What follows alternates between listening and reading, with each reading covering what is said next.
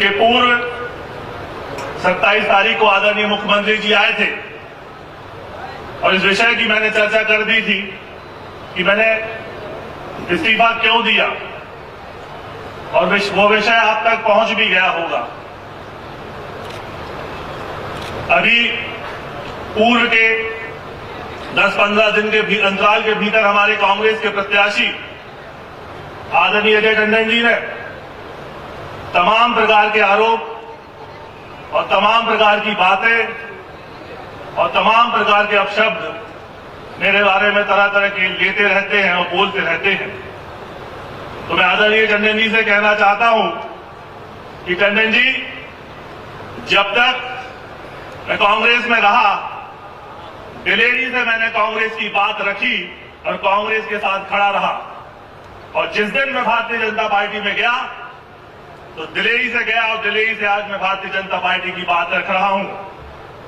लेकिन मैं आप जैसा नहीं हूं कि कांग्रेस में बैठा रहा और कांग्रेस को पीछे से ही काटने का मैं काम करते रहा। मैंने जो किया खुल्लम खुल्ला किया और जनता के सामने किया। तो इसलिए मैं आपसे कहना चाहता हूं कि जो आप अपशब्द लेते हो, जो बोलते हो, उस संयम में रखें।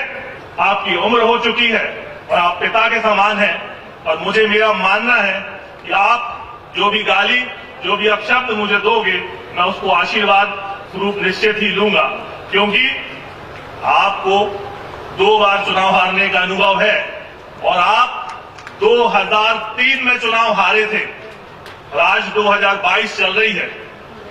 20 साल हो गए। 20 साल में आप ग्रामीण अंचलों के, शहर के वार्डों में आप कहीं नहीं गए, ना किसी के सुख में गए, ना किसी के दुख में गए, ना किसी की शादी में गए, ना किसी के ब्याह में गए। बोलो, आप लोग इतनी संख्या में बैठे, आज तक अजय टंडन जी इस 20 वर्षों में कभी गए थे ग्रामीण अंचलों में? जो आपके सुख में खड़ा और जो आपके दुख में खड़ा, वही जीवन भर आपके साथ खड़ा रहेगा। और मैं आपसे बोलता हूं कि आने वाली 2 तारीख को जब परिणाम आएगा ना, उसके बाद टंडन जी फिर आने वाले 20 साल कहीं नहीं देखेंगे। इसलिए जो हमारे साथ खड़ा रहता है 24 घंटे में, उसका ध्यान रखना है। और साथ ही साथ पुनः हमें इस बात का ध्यान रखना है कि आने वाली 17 तारीख को हम विकास के लिए वोट करें, मेडिकल कॉलेज के लिए वोट करें। मुझे याद है, आज से 3-4 वर्ष पहले एक दमोह जिले में एक मुहिम चली थी। उसमें हमारे बहुत से साथियों ने मुंडन भी कराया था, समाज सेवियों ने एक आंदोलन किया था, फेसबुक पे चला था, धरने हुए थे। आप उस बात का स्मरण करें।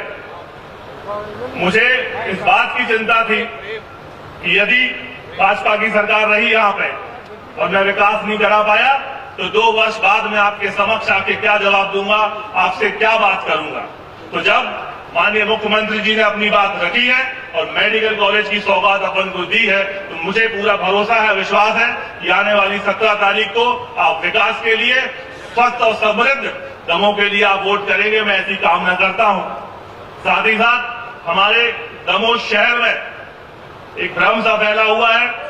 कुछ हमारे व्यापारी आए थे बस स्टैंड के, वो चर्चा कर रहे थे कि भैया कोरोना काल में हमारी दुकानें चली नहीं, हमारी बसें चली नहीं, हम क्या करेंगे। और ऐसा लगता है कि शायद ये बस स्टैंड दमोह शहर से बाहर जाने वाला है। उस समय भी मैंने आपसे कहा था जब चुनाव लड़ा था, आज पुनः मैं आपसे कहता हूं कि हमारा बस स्टैंड जहां था वहीं रहेगा, उसका जीर्णोद्धार होगा, नवीनीकरण होगा। और हमारे जितने दुकानदार जो चिंतित थे, उनको परेशान होने की जरूरत नहीं है। अभी इस प्रकार का कोई भी निर्णय हम लोग अभी नहीं लेंगे। जो भी निर्णय होगा सोच समझ के, आपसे बात करके, तय करके उसी के बाद हम ये निर्णय लेंगे। आप सब इतनी संख्या में आए, आप सब साधुवाद की पात्र हैं और मुझे भरोसा है कि आने वाली 17 तारीख को पुनः एक बार आपका आशीर्वाद मिलेगा और दमोह से भोपाल पहुंचकर पुनः मैं दमोह के विकास की आवाज विधानसभा में उठा चुकूंगा। धन्यवाद। जय हिंद, जय भारत।